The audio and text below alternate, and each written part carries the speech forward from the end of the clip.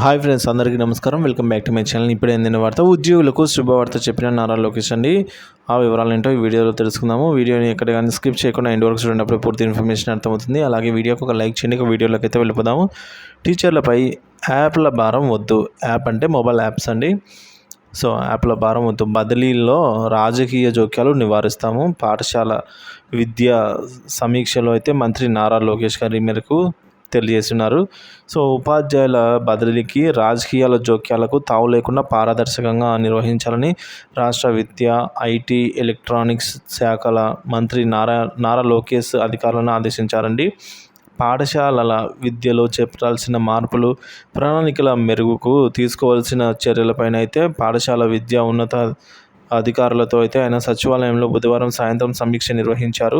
ఉపాధ్యాయులకు బదిలీల విషయంలో గతంలో మాదిరిగా రాజకీయ ఒత్తిళ్లు తావు లేకుండా విధి విధానాలు రూపొందించాలని కమిషనర్ను ఆదేశించారండి. ఈ విషయంలో ఉపాధ్యాయ సంఘాలతో అయితే సలహాలు, సూచనలు పరిగణలోకి అయితే తీసుకోవాలి అని, ఉపాధ్యాయులకు బోధనేతర పనులు అవసరమైన యాప్ల భారాన్ని తగ్గించి పూర్తిస్థాయి బోధనపైనే దృష్టి సారించేలా చర్యలు తీసుకోవాలని అన్నారు.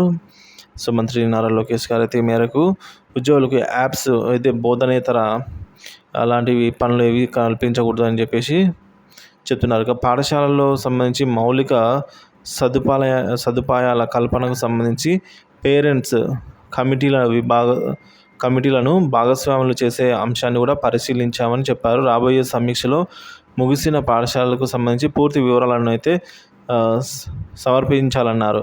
మధ్యాహ్నం భోజనం పథకంలో భాగంగా విద్యార్థులకు నాణ్యమైన భోజనం అందించేందుకు తీసుకోవాల్సిన చర్యలపై సూచనలు అయితే చేశారండి. పాఠశాలలో పూర్తిస్థాయి మౌలిక సదుపాయాల కల్పనకు సంబంధించి ఎన్ని నిధులు అవసరమవుతాయనే అంశంపైన అధికారులను కూడా వాకప్ చేశారు. గత 5 ఏళ్లలో ప్రభుత్వ పాఠశాలల నుంచి ప్రైవేటు పాఠశాలలకు పెద్ద ఎత్తున విద్యార్థుల బదిలీ కావడానికి గల కారణాలు అన్వేషించి సమగ్ర నివేదిక అందించాలని మంత్రి ఆదేశించారు. సో దీంతో పాటుగా చిల్డ్రన్ లెర్నింగ్ అవుట్కమ్స్, అలాగే విద్యా ప్రమాణాల పెంపుకు ఏ విధమైన చర్యలు తీసుకోవాలనే అంశంపైన సమగ్రంగా చర్చించారు.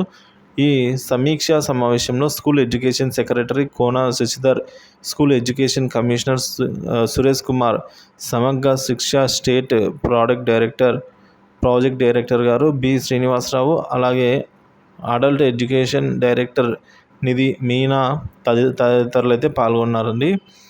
సో ఈ విధంగా టీచర్ల పైన అదనపు భారం అయితే ఇక ఉండబోదని హామీ ఇచ్చారు.